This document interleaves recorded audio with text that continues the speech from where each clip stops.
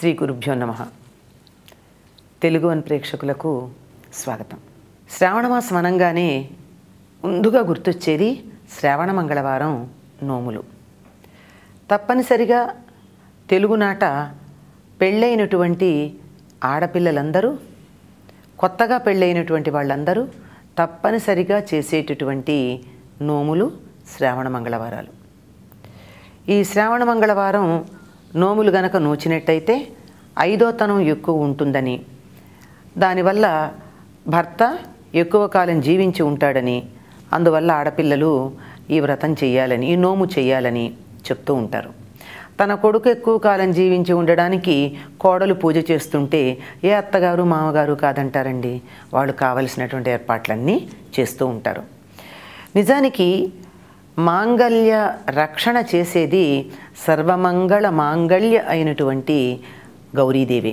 అందుకే పెళ్లిలో కూడా పెళ్లి కూతురుని చేసిన తర్వాత కళ్యాణ మండపం మీద పీటల మీదకి వెళ్ళే లోపు గౌరీ పూజ చేస్తుంది. ఆ గౌరీ పూజ కారణంగా పార్వతీదేవి ఐదోతనాన్ని కాపాడుతుంది అనేటటువంటి విశ్వాసం. అంతేకాదండి, ఆడవాళ్ళు చేసే పూజల్లో చాలా వరకు గౌరీ పేరుతోనే ఉంటాయి. మీరు ఏది చెప్పండి, కైలాస గౌరీ, లేనైతే ఏదో చిక్కుళ్ళ గౌరీ, వెలగ గౌరీ, ఇంకా చెప్పకండి, ఏ వ్రతం చేసినా దానికి గౌరీ అన్నటువంటి పేరుని చేర్చడం జరుగుతుంది. అటువంటిది సర్వ మంగళాలని ఇచ్చి ఐదోతనాన్ని పెంచేటటువంటి మంగళగౌరీ వ్రతాన్ని పెళ్ళైన కొత్తల్లో మొదటి 5 సంవత్సరాలు ఆడపిల్లలందరూ నోచుకుంటూ ఉంటారు. సాధారణంగా ఆషాఢమాసం అంతా అత్తవారింట్లో ఉండకుండా పుట్టింట్లో ఉంటూ ఉంటారు. ఏదో కొన్ని కారణాలుగా మన వాళ్ళు చెప్తూ ఉంటారేమనంటే అత్తాకోడళ్ళు లేక అత్త అల్లుళ్ళు ఒక గడప దాటకూడదని. కనుక అబ్బాయి ఏమో అత్తగారింటికి వెళ్ళడు, అమ్మాయి అత్తగారింటికి రాదు, ఈయనిక్కడ ఆవిడక్కడ ఉండడం జరుగుతుంది. అయిన తర్వాత శ్రావణమాసం రాగానే ఎక్కువగా అత్తవారింటికి వచ్చి మంగళగౌరి వ్రతాలు చేసుకోవడం తరచుగా కనపడుతుంది. కానీ కొంతమంది ఈ వ్రతాలు నోములు అన్నీ ఆడపిల్లల చేత పుట్టింటి వాళ్ళే చేయించాలి అని నువ్వు పుట్టింటికి వెళ్ళి నోచుకోమంటారు, అక్కడ నోచుకోవచ్చు. ఎక్కడైనా మొత్తానికి ఈ వ్రతం ఆడపిల్ల పెళ్ళైన మొదటి సంవత్సరం నుంచి మొదలుపెట్టి 5 సంవత్సరాలు నోచుకుంటారు. ఇంకా కొంతమంది ఏం చేస్తారంటే పెళ్ళికి ముందే ఇంట్లో అక్కయ్యలో లేక అన్న భార్యలో ఎవరో వదినలో నోచుకుంటూ ఉంటే వాళ్ళతో పాటు ఉత్సాహంగా చిన్నతనంలోనే కన్నెగౌరి అని చెప్పి మొదలుపెట్టి నోస్తారు. అలా నోస్తే 5 ఏళ్ళు నొయ్యకూడదు. వాళ్ళు 4 ఏళ్ళు నోచుకున్న తర్వాత ఆగి పెళ్ళయిన తర్వాత 5వ సంవత్సరం నోచుకోవాలి. ఆ తర్వాత ఉద్యాపన కూడా పెళ్ళయిన తర్వాతే చేసుకోవాలి. అయితే దీనికి ఉద్యాపన ఉంది. ఈ ఉద్యాపన ఏం చెప్తారంటే 5 సంవత్సరాలు అయిన తర్వాత ఉద్యాపన చేసుకోవచ్చు, కానీ పట్టిన సంవత్సరం ఉద్యాపన చేసుకుంటే శ్రేష్టం అని చెప్తారు. ఈ ఉద్యాపన మిగిలినటువంటి వ్రతాల కన్నా మంగళగౌరీ వ్రతానికి చేసే ఉద్యాపన చాలా విశిష్టంగా కనపడుతుంది. ఎవరికి ఇస్తారు ఈ వాయనం అంటే కొత్తగా పెళ్ళైనటువంటి అమ్మాయికి ఇస్తారు, కొత్త పెళ్లి కూతురికి ఇస్తారు. ఈ కొత్త పెళ్లి కూతురికి ఒక కుండలో 33 అని కొంతమంది అంటారు, 13 అని కొంతమంది అంటారు, 13 జోళ్ళు అంటే జతలు అంటే 26 లేదా 33 అంటే 66 అరిసెలని ఒక కొత్త కుండలో పెట్టి దాని మీద కొత్త రవికెల బట్ట వాసన కట్టి దాని మీద ఆ రవికెల బట్ట మీద తాంబూలంలో మంగళసూత్రాలు, మట్టెలు, నల్లపూసలు, ఇంకా మంగళ ద్రవ్యాలైనటువంటి పసుపు, కుంకుమ, చందనము, గాజులు, కుంకుమ భరిణ, పసుపు భరిణ, దీన్ని కోవలంటారు. వీటన్నిటినీ ఇచ్చి పెళ్లి కూతురికి వాయనంగా ఇస్తారు. ఇదే దానికి ఉన్నటువంటి ఉద్యాపన.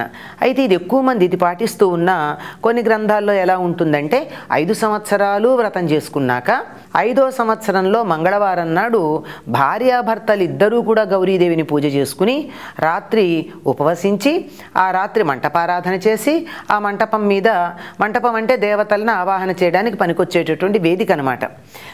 ఆ మంటపం మీద ఉమామహేశ్వర్లని, శచీపురంధరులని, బ్రహ్మని, సరస్వతిని, సావిత్రిని, సప్తమాతృకలని, కుమారస్వామిని, లక్ష్మీనారాయణులని, ఇంకా ఇలాంటి వాళ్ళందరినీ కూడా ఆవాహన చేసి జాముకి పూజ చేస్తూ ఉండాలి నిద్రపోకుండా. తెల్లవారిన తర్వాత భార్యాభర్తలు యథాప్రకారంగా నిత్య నైమిత్తిక క్రియలు అంటే స్నానాధికాలు నిర్వర్తించి ఇంట్లో నిత్యం చేసేటటువంటి పూజలన్నీ చేసుకుని ఆ తరువాత హోమం చేసి జీలకర్ర మొదలైనటువంటి బెల్లము, బియ్యము మొదలైనటువంటి మంగళ ద్రవ్యాలతో హోమం చేసిన తర్వాత 16 వెదురు బుట్టలలో వాయినాలు 16 మంది బ్రాహ్మణులకి బట్టలు పెట్టి ఇవ్వాలి అని చెప్తారు. ఎందుకనో కానీ ఇది కొంచెం కష్టంగా కనిపించే విషయం అనుకుంటా. అందుకని పెళ్లి కూతురికి వాయనం ఇవ్వడంతోనే ఉద్యాపన చేసుకోవడం మనకి తరచుగా కనపడుతూ ఉంటుంది. ఇది ఎట్లా చేసుకుంటారు అంటే, పెళ్ళైన సంవత్సరం మొదటి సంవత్సరం 5 మంది ముత్తైదులు, అలాగే కట్టే తోరాలకి 5 పోగులు 5 ముడులు, వాయినాలు ఇవ్వడం కూడా 5 మందికి వాయినాలు ఇవ్వడం ఇలా ఉంటుంది. రెండో సంవత్సరం 5 × 2 10 పోగుల తోరాలు 10 ముడులు 10 మంది ముత్తైదులు, పెట్టే జ్యోతులు కూడా 10. అలాగే మూడో సంవత్సరం 15, నాలుగో సంవత్సరం 20, ఐదో సంవత్సరం 25 ఉంటాయి కొంతమందికి ఎన్నేళ్ళు పోయినా 5 ఉండే సంప్రదాయం ఉంది. సరే, ఇలా ఉంటే ఏం చెయ్యాలి? ముందు రోజంతా చక్కగా రేపు వ్రతం చేసుకుంటామని కావలసిన ఏర్పాట్లన్నీ చేసుకుని శుచిగా ఉండి ఆనాడు బ్రహ్మచర్యం పాటించి ఆ మర్నాడు ఉదయమే చక్కగా నిత్య నైమిత్తిక క్రియలంటే స్నానాధికాలు, నిత్యం ఇంట్లో దేవుడికి చేసుకునే పూజలు ఇవన్నీ చేశాక, వ్రతాలు ఏం చేసినా గుర్తుపెట్టుకోవాలండి, మనం నిత్యం చేసే పూజ చేసిన తర్వాత చేస్తారు. ఇవన్నీ ప్రతిరోజు చేసేది కాక అధికంగా చేసేది కనుక అక్కడ అలికి ముగ్గులు పెట్టినటువంటి ఆవు పేడతో అలికి ముగ్గులు పెట్టిన ప్రదేశం అంటారు. ఈ రోజుల్లో మనకు ఆవు పేడలు అలకడాలు ఉండవు గనక చక్కగా కడిగి మంచి బియ్యపు పిండితో పద్మాల ముగ్గులు పెట్టి దాని మీద ఒక పీట వేసి ఆ పీట మీద బియ్యం పోసి బియ్యం మీద కలశం పెట్టి కలశంలో కొబ్బరికాయ పెట్టి పెట్టేవాళ్ళు కొంతమంది ఉన్నారు. లేదండి, ఇంతది చేసేటటువంటి అలవాటు మాకు లేదు అంటే పసుపు గౌరీదేవిని పక్కనే పసుపుతో గణపతిని చేసి వారికి షోడశోపచారాలతో పూజ చేస్తారు. ఈ పూజ అంతా అయిపోయిన తర్వాత శక్తి మేరకు అష్టోత్తరాలు కావచ్చు, సహస్రనామాలు కావచ్చు, వాళ్ళకు ఉన్నంత శక్తి బట్టి చేస్తారు. చేసిన తర్వాత ప్రధానంగా నివేదన చేయవలసిన పదార్థాలు ఏమిటంటే పానకం, వడపప్పు, చలిమిడి, అరటిపళ్ళు, కొబ్బరికాయ. ఇవి అందుబాటులో అందరికీ ఉండేవే. ఇవి ఖరీదైనటువంటివి. అయ్యో మాకంత ధనం లేదు, ఇవన్నీ మేము తెచ్చిపెట్టుకోలేము అనుకునేటటువంటి భయపడవలసినవి కావండి. వంటింట్లో 2 పూట్ల కడుపు నిండా అన్నం తినే వాళ్ళందరికీ అందుబాటులో ఉండే వస్తువులు ఇవి. ఇవి మాత్రం ప్రధానం. ఇంకా కొంచెం ఉన్నట్టయితే ఆవు పాలతో చేసినటువంటి బెల్లం వేసి చేసిన బియ్యపు పరమాన్నం, ఇది ప్రధానంగా ఉండాల్సింది. ఈ తర్వాత పూజ చేసి ఈ నివేదన చేసిన తర్వాత ఈ చలిమిడి మరి కాస్త ఎక్కువ చేసి ఆ చలిమిడితోనే మొదటి సంవత్సరం 5, రెండో సంవత్సరం 10 అలా పెంచుకుంటూ ఒత్తులు ప్రమిదలు చేస్తారు. ఆ ప్రమిదల్లో ఆవు నేతితో తడిపినటువంటి పమిడి పత్తి ఒత్తులు వేస్తారు.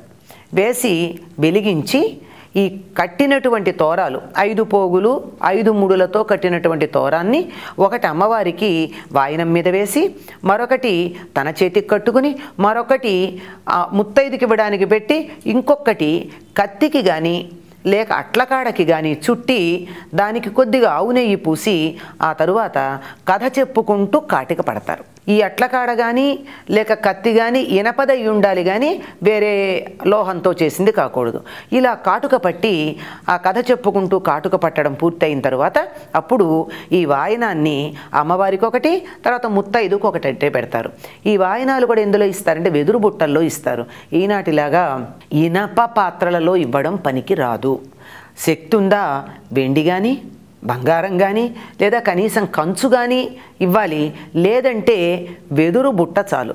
ఆ వెదురు బుట్టలో నానబోసినటువంటి శనగల మీద తాంబూలం, ఆ తాంబూలంలో కొద్దిగా ఒక్కొక్క చలిమిడి ఉండ పెట్టి దాని మీద తోరం వేసి ఒకటి అమ్మవారికి మొత్తం బుట్టెడు కొద్దిగా తీసి ఆ తరువాత ముత్తైదువుకి ఇవ్వడానికి పక్కన పెడతారు. అసలు విశేషమంతా ఈ కథలో ఉందండి. పూజా విధానానికన్నా విశేషమంతా కథలో ఉంది. ఈ కథ కూడా అయిపోయిన తర్వాత ఏం చేస్తారంటే ఈ కాటుక పట్టినటువంటిది కాటుక తాను కంటికి పెట్టుకున్న తరువాత ఒక ముత్తైదువని సాక్షాత్తు ఆ మంగళగౌరీదేవిగా భావించి కూర్చోబెట్టి పూజ చేస్తారు. అంటే ఛాయాచిత్రంలోనో విగ్రహంలోనో ఉన్నటువంటి మంగళగౌరి మనం పెట్టేటటువంటి పండు తింటుందా అండి? మనం ఇచ్చి పసుపు రాస్తే ఆవిడ కాలికి ఎక్కడ రాస్తాం? ఆవిడ తయారు చేసి పెట్టిందే మనం ఒక పసుపు ముద్దగా తయారు చేసి పెట్టాం. మనం పెట్టేటటువంటి పువ్వు ఆవిడికి తల మీద పడుతుందా? ఆవిడ ఆకారం ఎంత? అసలేమో బ్రహ్మాండం అంతా నిండుంది. ఇక్కడ మనమేమో చిన్న పసుపు ముద్దలో పెట్టాం. ఒక పువ్వు ఎలా పెడతాం ఆవిడికి? అదంతా చెయ్యాలి అంటే ఒక ముత్తైదువుని పిలిచి ఆవిని సాక్షాత్తు మంగళగౌరిగా భావించి పసుపు పూసి బొట్టు పెట్టి చందనం రాసి పువ్వులు ఇచ్చి అధాంగ పూజ చేస్తారంటే పాదాలకి చీలమండలకి జానువులకి మొత్తం శరీరంలో అమ్మవారికి ఎలా పూజ చేస్తామో అలాంటి అధాంగ పూజ చేసి ఆవిడకి ఈ తాంబూలం ఇచ్చి భోజనం పెట్టి ఆవిడ దగ్గర ఆశీర్వచనం తీసుకున్నాక వీళ్ళు భోజనం చేస్తారు. ఇదంతా సాక్షాత్తు సాటి మనిషిని మంగళగౌరిగా మనం ప్రార్థిస్తున్నామని ఎట్లా తెలుస్తుందంటే సంస్కృతంలో చెప్తే ఎంతమందికి తెలుస్తుంది. అందుకని ఈ వ్రతాల్లో అచ్చతెనుగులో చెప్తారు. ఎవరు నా వాయనం అందుకున్నవారు అని పూజ చేసిన ఆవిడ అడిగితే పుచ్చుకున్న ఆవిడ చెప్తుంది, నేనే సాక్షాత్తు మంగళగౌరిని, శ్రావణ మంగళగౌరీదేవిని అంటుంది. 3 సార్లు అనిపిస్తారు. అయ్యాక ఈవిడేమంటుంది, కోరితి వరం అంటుంది పూజ చేసిన ఆవిడ. ఆవిడేమో ఇస్తిని వరం అంటుంది. అంటే ఈ మాటలు మొత్తంలో కూడా మన పక్కింటి ఆవిడ కాదు ఈవిడ, ఈ ముత్తైదువు కాదు, ఎవరు సాక్షాత్తుగా ఆ మంగళగౌరి నా వాయినాన్ని అందుకుంది అనేటటువంటి తృప్తి ఈవిడికి కలుగుతుంది. అలాగే నన్ను ఇలా పిలిచింది అనే సుహృద్భావం ఆవిడికి కలుగుతుంది. ఇది పూజా విధానం. ఇంకా కథలో ఉన్న విశేషాలని తరువాతి భాగంలో చెప్పుకుందాం. స్వస్తి.